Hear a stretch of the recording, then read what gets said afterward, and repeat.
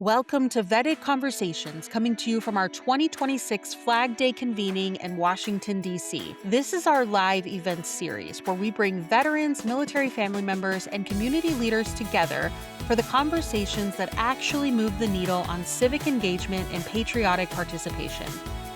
We're your veteran and military family member hosts, bringing you the conversations that matter. So let's get into it.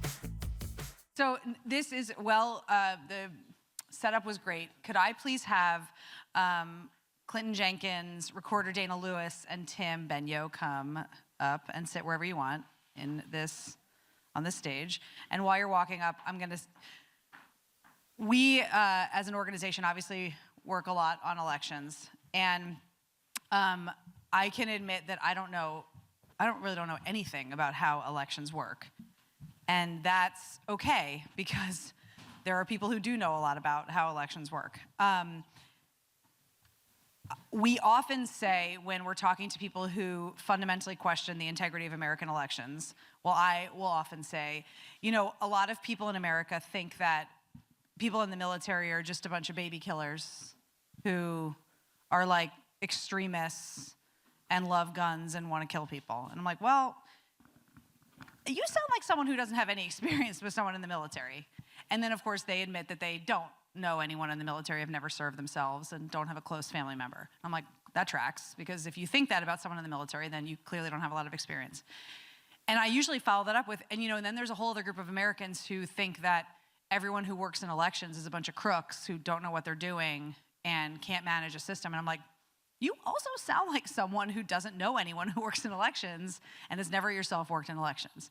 And I think, to me, that's such a fundamental link between our two communities, where I don't know how a nuclear sub successfully takes off and goes under the ocean for a very long period of time and people eat. And I don't need to know that, because we have Alberto here who knows that.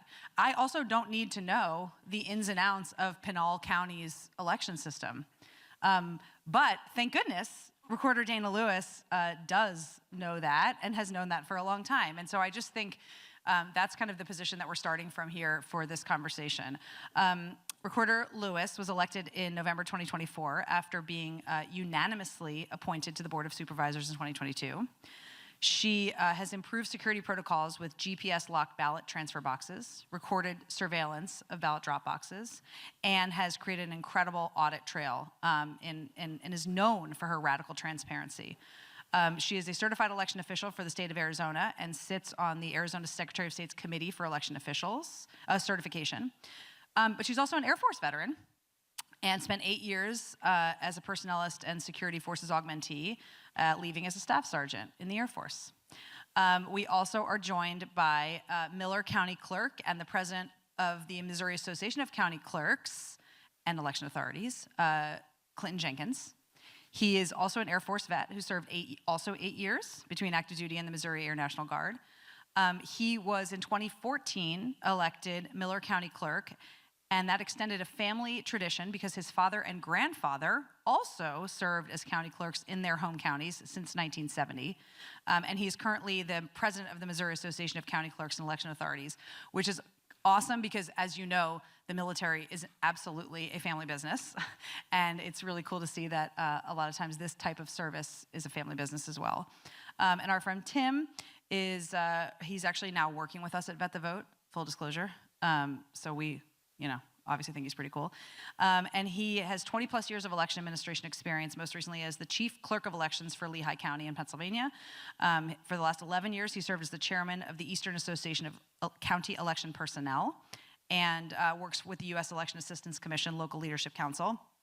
He started his career in the Army as an intel analyst paratrooper with 82nd Airborne and 7th Special Ops Group. And after he also owns, you didn't tell me this last night, I'm kind of pissed, a brewery? Like, what the hell? What's it called? Hairy Guys? What? Oh. Hairy Guys. Wow. Okay. It's branding. You guys, I love that we have mustaches and hairy guys and beards, and it's ironic, right? We're okay. But that's in his hometown is Jim Thorpe, Pennsylvania, which is a really cool town and story and all the things. But here what we're talking about is the fact that, according to the Constitution, elections are run by the states. Full stop. So I don't know how they run. I voted in Pennsylvania for a long time because I grew up there. But I think that's like number one most important thing that people in our community need to know. They are run by the state. So like how you vote in whatever state you grew up in may not be how you vote in whatever state you live now, and it's certainly not how your other friends vote in whatever state they're in. And I think that is a cause for an incredible amount of confusion.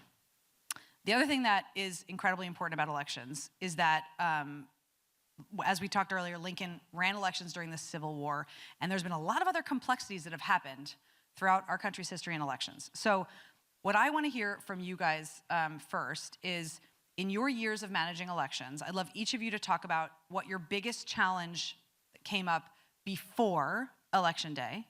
And then I'm gonna ask each of you, what was your biggest challenge on Election Day? Because I think those stories are very interesting, especially for military-connected people to hear. So can you start, Clinton? Yeah. Before any election, so Missouri and Miller County itself is extremely red, which is great for some people, but on Election Day in Missouri, by law, we have to be bipartisan on everything we do. So I have to find Democrat judges, which is almost impossible. Like I've knocked on doors just to try to find people. I've got people searching the county. There's a joke, I'm gonna tell a joke. This isn't supposed to be offensive. If I offend anybody, I'm sorry. I'm probably way more offensive, don't worry. Okay. In Miller County, this is a joke I used to use until I grew up and became more responsible, so I don't tell this joke anymore, but there's veterans here, so I feel like I can get away with it. Yes. Democrats in Miller County are kind of like Bigfoot. Everybody thinks they've saw one, but they're not sure. But, sorry again. But that is so not at all No. like I will say way worse things. I have Yeah. like an industrial amount of offensive things that because Keep 'em coming. I'm not going to say Keep 'em coming. that was it. That's my cutoff. Okay. I've grown up recently, so yeah, finding the proper amount of judges to work. I don't deal with the amount of voters that you guys would, but still, law of averages, it's tough. And then Election Day scenarios. I mean, that's the gamble. It's like man makes plans, God laughs. Like, you never know what's going to happen. I mean, where I live in Missouri is extremely rural. There's more rural, but we're up there. I don't know if anybody has ever seen the Netflix series Ozark. That's where I'm from. So that is not accurate whatsoever to what Lake of the Ozarks looks like. So they have, it's like liquor stores, bait shops, and hillbillies, and that's it. So we have multi-million-dollar houses and condominiums, bait stores, liquor stores, and hillbillies. So in the rural Missouri, we have a lot of creeks, a lot of ridges, so it's like valleys and stuff like that. And we've been hammered by rain for the last month. So sometimes people can't get out. I mean, there's people that have literally, built their own bridges to get. And a year and a half ago, November 24, Wright County, Missouri, about an hour and a half south of me, lost 2 election workers that were trying to get to the polls and were swept off a low water slab and passed away. So it happens. You never know what. You got to keep a head on a swivel. It's just like the military. You never know what's going to happen, and you got to be ready for it. Thank you. And Recorder Lewis, how about in Pinal County, before Election Day and on Election Day? Like he said, tell God your plans and listen to him laugh. We have over 350,000 registrants. And I said during our prep, one of the reasons I wear 6-inch stilettos is because you can pivot on a dime. And it is true, you really need to be thinking about bad things all of the time, because if you're preparing and you're thinking about everything that could go wrong, when it does go wrong, you're operating from a place of training and security. You're not operating from a place of shock. And I think that's one of the things that we've done better. We have monsoons and haboobs in Arizona. They're these giant dust walls. And they will take out power poles and trees and dump them in some of our rural areas. And so that means having to have a plan on how you're going to get them out of the way so voters can get to polling places. So I think we're constantly on the place of, oh, what's going to happen next? We also have rural communities that unfortunately we don't plan for, rain because we never get it. So when it does rain, it's catastrophic and it washes out roads and we can't get to places.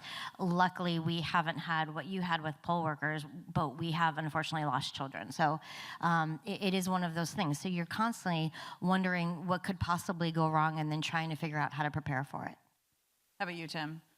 I think both before and on election day, people having to deal with just the craziness of things that people do, but training and helping them be prepared prior to election day when things can go wrong. And it's very similar to the military and all the training, the prep that's done just in case something happens.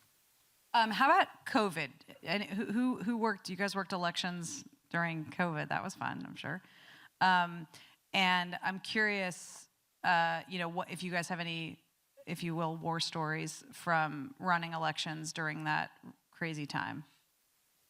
So for me, the 60 and under crowd in Missouri, Miller County specifically, basically ignored COVID existed. We actually made it onto CNN because all the bars and the lakefront stuff at Lake of the Ozarks was open and severely populated, so everybody was going there from the surrounding states to party. But when it came to elections, the 60 and over crowd was extremely concerned about it, which is 100% of my election workers. So we had to take some pretty big measures we did the distancing. Our Secretary of State at the time went county to county and hand-delivered supplies to us because hand sanitizer and masks were hard to come across at that time. So he went and distributed those. I had plexiglass sneeze guards, I guess you would call, that went in front of the judges and everything. They all had their protective. In Missouri, we actually opened absentee voting, and this was the state legislature that did it, pretty much unlimited for 2020, and we moved the April election to June. So that created about 2 months of absentee voting, which was super fun. And then because we were setting up for the August election, our August primary, while we were doing the June election. And then we got everything out. I had to hire another employee because I only have 19,000 registered voters. And so I'm super competitive, so when I hear bigger numbers, I get really mad. So, it's okay, wait. So we just had people pull up to the side of the courthouse. We would have them call ahead of time. We would run their absentee ballot application, and it was just all day back and forth. I think 20% of Miller County voted by absentee before the election. And then we were sending teams out to people's houses, bipartisan teams. So it was basically the worst year, the dumpster fire of so far. It could get worse. But you successfully ran Yeah. a presidential election. Yeah, still here. In Arizona, we had our presidential preference election right as we were embarking on COVID. And so very unprecedented times. Also, there was one party that was telling people they couldn't trust mail-in voting. So a bunch of people had dropped off of receiving ballots by mail. So one of the things that would have protected people would have been ballots by mail. So now at the last minute, we have people calling and requesting to receive an early ballot by mail. So that was odd. The other thing is Arizona is a transient community. We have a lot of people who live with us part-time, and then when it gets really hot, they go to the nice areas across the country. So, and then we have the 55 and older community. So where we use for polling locations is these 55 and older communities that are owned by conglomerates. And when COVID hit, they're like, sorry, check please, we don't want to be a polling location anymore. And so having to rally real quick into our community spaces, using VFWs, using, community spaces that are government used, having to really think on our feet in a fast fashion. We had our first ever outdoor polling location because we could be on the property, we just couldn't be inside their facility. So having to erect tents and everything, and it was like war games again, which for me, it was fun. But, for my staff, they thought we were crazy. But yeah, you had to think on your feet. And you still did it. Always. There's a timeline pre-COVID and post-COVID. Pre-COVID, no one knew that I existed. Post-COVID, everyone knew I existed. So it was a whole different world. But in those non-existing years, in Pennsylvania and the East Coast, Superstorm Sandy hit in 2012. And so the preparation, it was a pregame leading up to COVID. But the funny story I was going to tell you yesterday was we had no power for a week, 10 days before the election. We were using emergency elevator light in the hallway to do applications and all the stuff we needed to do. But Pennsylvania governor determined, of course, it was a state of emergency. Do you need any help from FEMA? Sure, we'll take a generator. We don't have any power. Well, we need power.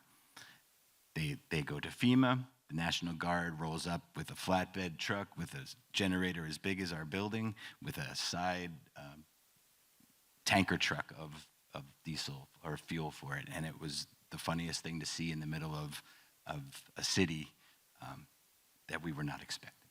So it was preparation for COVID and having to deal with those agencies and having relationships with your local EMA people and all the folks that can help you in those times.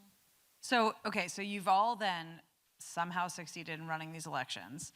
And what is the crazy stuff that you were hearing about yourselves that, people in your community were saying, even after you had this wildly successful and incredibly difficult task that you fully successfully accomplished? So then, everyone hears now you've accomplished this really hard thing. Then what kind of crap were you hearing about yourself? None. None. So I'm here we go. from a small it. county. I know most of the people. They all think I'm smart and good looking, so I'm not going to argue with them. Wow, okay. So that was the crap that you were hearing.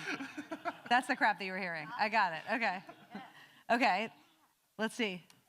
I think just the misdis and malinformation about what we had to do. The biggest hit we took as a county is it was March and April, and we're about through our funding, our budget cycle. So the elected at the time had received and took CTCL money, grant money, and that's how we got the masks and the sanitizer and the snot shields. That's how we got it, is because we got this grant money and we were using it what we thought was really effectively, but then it came out that we had used money from a left-leaning organization to influence our elections, not just administer them and keep people safe. And so, but it happens, the misdis and malinformation. But what it did is then push legislation that says we can never receive grant money again. It's great. And that was all across the country. You never heard it about yourself as much as everything in our county is perfect, but every other county is doing it wrong. Well, they're my friend. I know those people, and they're hearing the same thing about us. So it was you never got any good information from your local people. You guys are doing great, but these people over here, it's got to be over there. And then it was kind of the perfect storm because November 2020, that's when the election denier movement started. And we still have that in Missouri. And so I live by the motto, if you're going to be dumb, you better be tough. So they have those movements in Missouri, and they have active meetings. I walk right up into the middle of them, and I'm like, what are your questions? Let me shoot some of this stuff down. It doesn't work, but I try. So even if you go there yourself and you are the guy that actually runs it, people don't trust your... No, they'll say, well, you are probably doing it right, but everybody else. Exactly. And in Missouri, we have a very strong, cohesive association of county clerks. We all know each other. And like when I hear, oh, this person is doing it wrong, here comes a cuss word, I will say, bullshit. I know that person. I respect that person. They're very smart, accurate at what they do. You need to leave them alone. I always challenge people, if you're going to hackle somebody, come after me. I'll bring you into my office. I'll show you how it works. I've had conspiracy theorists come into the office, and when they leave, they are not, because in Missouri, we are very, very stringent on our guidelines and our statutes and our checks and balances on everything. There's no more questions once they leave. It's the challenge of getting them in to actually quit believing what they read on social media, get off your rear end, and let me show you how it really works. And I think the election enthusiasts is what we call them. Oh, wow. I think what that has done is it's made us better at dealing with now the First Amendment auditors that we're dealing with. The misdis and malinformation, going into the election enthusiasts, now where we're seeing First Amendment auditors and leaning in. I think the veteran status, instead of running the other direction, we run into it. And it's like, oh, you want to be here in my space talking about what we do, but you have no clue what I do. So let's walk. Let's have that conversation where most of the staff is like, why do you do that? And it's like, because you have to be out there. You have to have that conversation. So, No, go ahead. Definitely bringing them in and showing the people what goes on, how the process goes, and what happens to their ballot. Like those daytime cartoon things, what happens to your, yeah.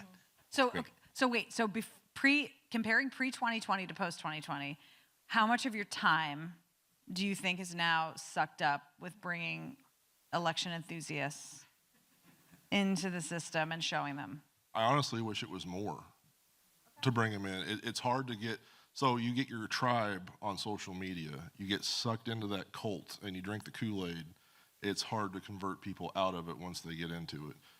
So I wish I had the problem of spending 6-7 hours a day sometimes talking to these people, showing them how things really work.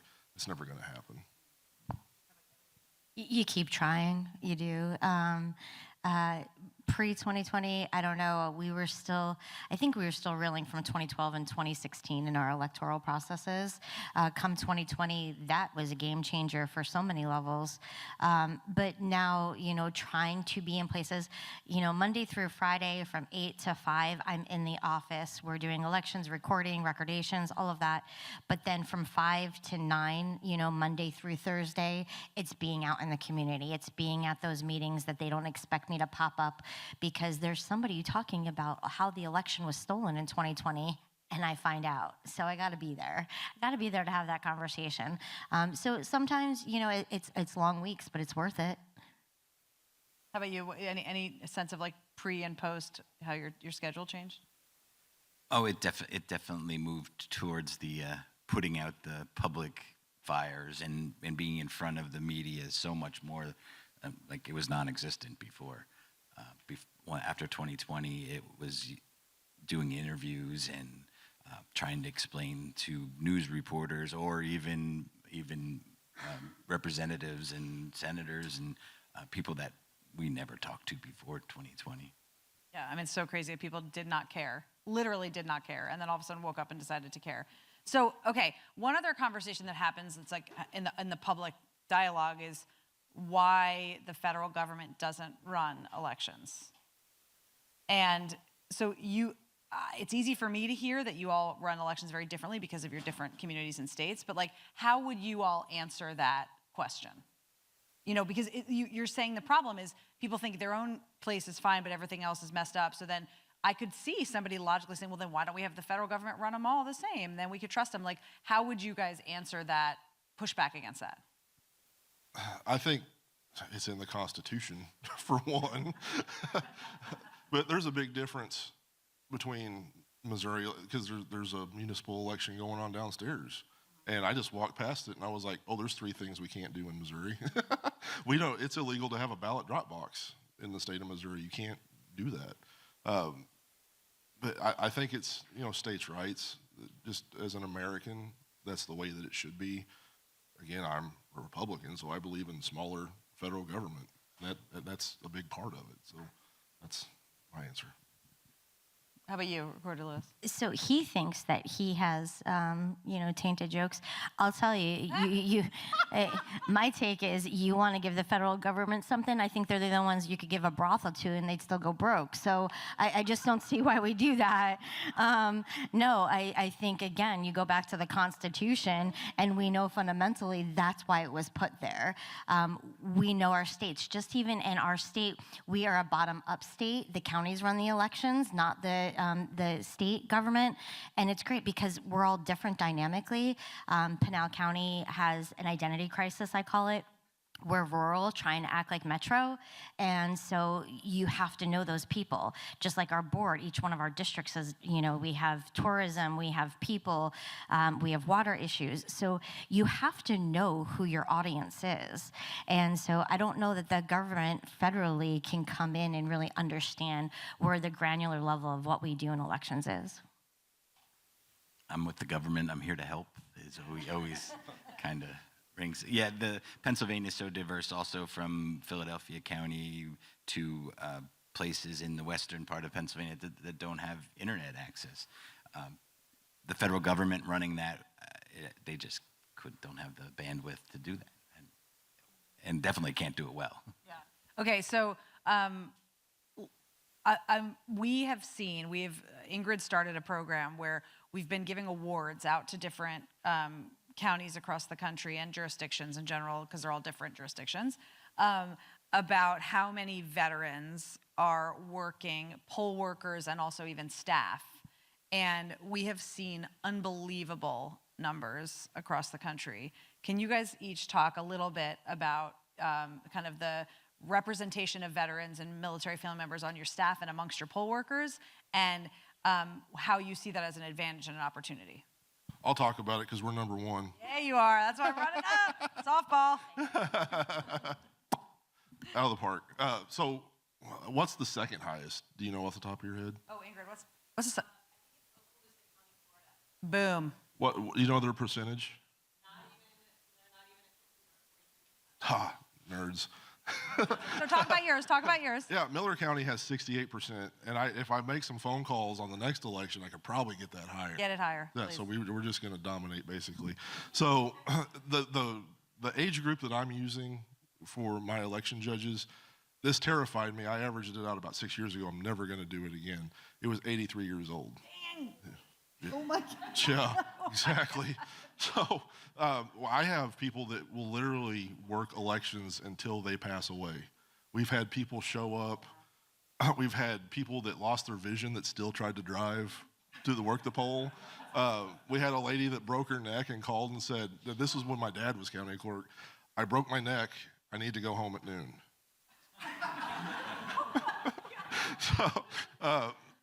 So the age group that I'm using, parents went to when America goes to war, Miller County is empty. So we had the group of, obviously we're not using World War II vets. My grandpa was one of those. He passed away 30 years ago. And then, so their kids are working. I had a Korean War combat veteran working for me when I first started, and he passed away. And so everybody where I'm from has somebody in the family that's in the military, and then most of my election workers fit that group. And again, we're rural trying to be big city. We're rural and we don't want to be anything else. So I try to get people out there, not just because they're veterans, because they know everybody in the community, and that is an excellent use of election security. If somebody shows up and you don't know who they are, it's like, who the hell are you and why do you want a ballot? So, I have places that are literally like that. So, but being veterans and having that sense of community, that helps in every situation. How about you guys? You better hold on to that. Are we going to get a trophy? Because I'm coming for that number. Never going to get there. Well, yeah. No, obviously, having military members, being the ranking election person for the county and being a veteran is important. And we were not aware of this program. And now that I'm aware, it's on. I like it. Good. Second place looks good. You should try that. Well, Pennsylvania's just finishing up their primary, but Julie and I have a plan to take Pennsylvania up to a very high level, and in August at their conference, and all 67 counties is the goal to get them on board and report. That's amazing. Do you guys hear from? Have you ever heard like a poll worker who's a veteran say something about how it feels like they're continuing their service? Absolutely, all of the time. And it's funny, in our polls, we have, different titles. You have the inspector, who's the lead poll worker, and then you have the marshal. And my veterans are always like, I'm going to be the marshal. I'm going to be the person who makes sure they're protecting the polls and protecting the ballots. And I love that. And they'll be there with their air canister. I don't care. They own that position. And it is so, so awesome.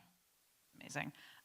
Okay, so last two things. So we're running a series of events that we're calling Come Hell or High Water, which is about teaching Americans across the country how we have continued to run elections, not we, these people, have continued to run elections regardless of the difficulty. We're doing one in North Carolina with the Secretary of State, Karen Brinson-Bell, who ran the election during the hurricane that had just like wiped out their whole infrastructure in Western North Carolina, and we're talking to people in LA. We're doing Houston, Florida, like all these places that have done the thing after really devastating, whether it's storms or other crises, natural disasters. Any other ideas or questions? Does anyone vote in any of these places? Missouri people? No? Yeah? No, yeah. Okay. Anyone else? I mean, I voted in Pennsylvania. Are you from Missouri? Where at? Oh, that's almost Missouri. We'll keep the Cardinals. St. Louis County. Everyone give their craziest, even if it's inappropriate and bad words, story. This involves crystal meth. Not me, and one of my polling places. So one of my, Iberia, I probably shouldn't have named them after that. I'm going to tell the story. Most of my polling places are in churches or city halls or athletic facilities. I don't do it in schools, none of that stuff, just for protection. So I get a call, 8:30 in the morning. What are we going to do about this guy? What are you talking about? There's a guy in his tighty whities running through the polling place. He was running from the police, decided to cut through the church and through the back end, hiring an elephant's ass on meth. That's probably not painting my county in the best light, but they're out there, it happens. So yeah, that was pretty shocking. Oh wow. I think there's so many of them. And it almost becomes commonplace, some of the crazy things. We had to close a polling location the day before because of a rodent infestation. We had a horse show up at one of our polling locations, and was kind of barricading between the entrance to the voting location or whatnot, because we have wild horses in Arizona and they just show up.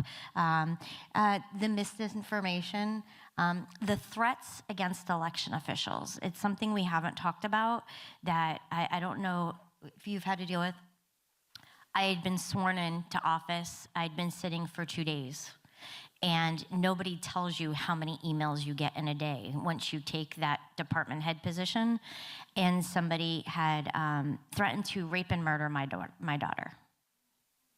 That person's in jail now, or prison, but you don't realize that really, and when it's there, I didn't know it was just not me. It was all of the electeds in the county had received that, and many places.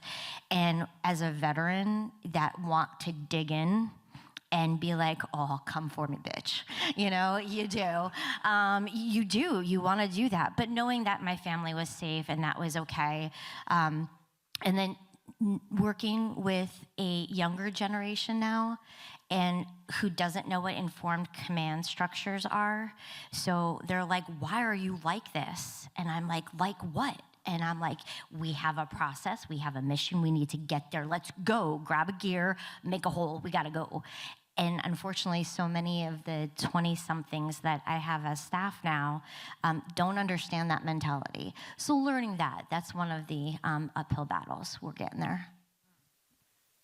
I had a guy that didn't like me for some reason and would yell out in public meetings before he would be removed my registration, my home address, and he's also in jail right now. Okay. Love letters. So we send out, when you send out like the 90-day notice to, people in our open primaries to request a ballot or even the ballot, the lovely things that they say about us, and we get to read those. You do. You just have to be all tougher. of that is post-2020. Oh, yeah. Oh, yeah.